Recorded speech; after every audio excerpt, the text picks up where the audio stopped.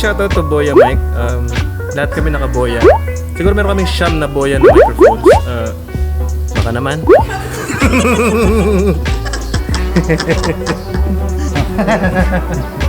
Ayan, dito sa parting to medyo napadami yung takes namin. Kasi ang hirap kasi, kailangan sumabay yung camera ko sa kamay ni X.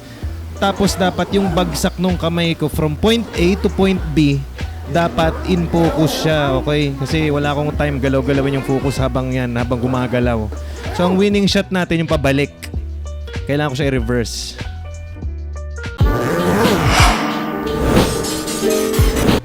Ayan, so itong part na to medyo komplikado kasi kailangan kukunan na binubunot ni X yung box palabas ng bag niya. Sabay kailangan niyang ibato sa area, yan, ganyan. So medyo komplikado kasi yung camera nawawala sa focus pag hindi ko na ihabol yung focus pag atras ko. Kanina pa po yan. Also, big shoutout to Victor Divino Reposo III, ang payat sa Photographers. Okay, kung wala siya, wala tong mga behind the scenes natin. Siya nag-shoot nito. Follow nyo siya sa Instagram. Hindi lang po ng gimbal niyan. Pero tignan nyo po, handheld po ang ginagawa. Kasi po yung gimbal mabigat.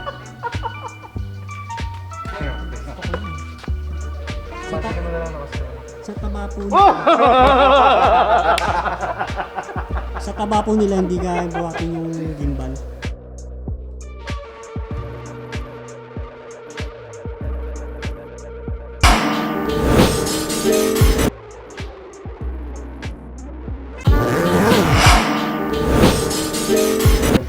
So dito sa part na to, binibidyohan lang namin ng hiwala yung pagbato ni X nung box, okay?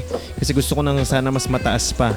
And at first, static cam lang sana or static shot lang sana gagawin ko. Then naisip ko, sabi ko, bakit hindi na lang natin habulin para isang diretsong motion. Yung galing pagbunot sa bag, pagbato niya, then paglipad sa ere nung box, okay?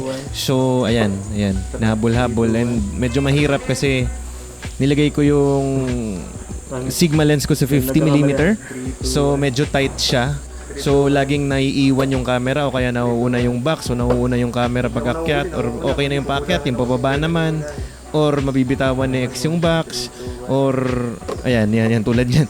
Yung mga ganyan. So marami siyang take paulit-ulit pero worth it naman. Buti ginawa namin, buti naisip din namin na meron pang safety kasi ginamit namin siya para maitahi, para mukhang mas mataas yung pagtalsik ng box sa ere. So, ayan, ka1,000,000 take yata kami. Ayan. Okay na ba? Nadali na yata. Yun, dali. So, ayan. Ito naman, binibidyohan namin yung pagbagsak ng box sa table, okay? Para maging isang smooth siya na transition. Then, gagamitin ko yung edge ng table as transition. Lalagyan ko siya ng mask papunta sa next shot.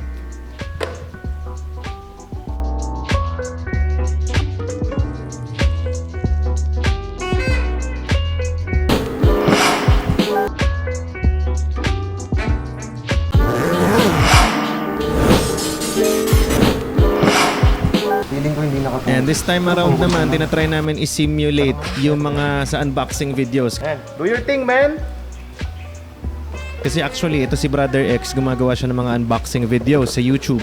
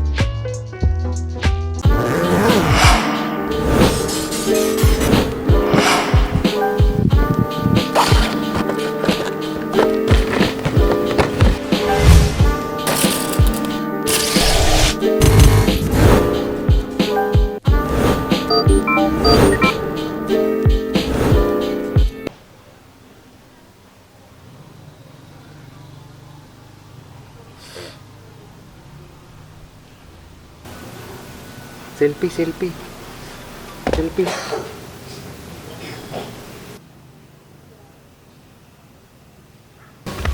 Mag-invest ka na dun sa Bitcoin na sinasabi ko. Si Nikki, game daw yun, Tor. Si Nikki Heidi, yun dito taga Green Heights. Game saan? Gay. Ah!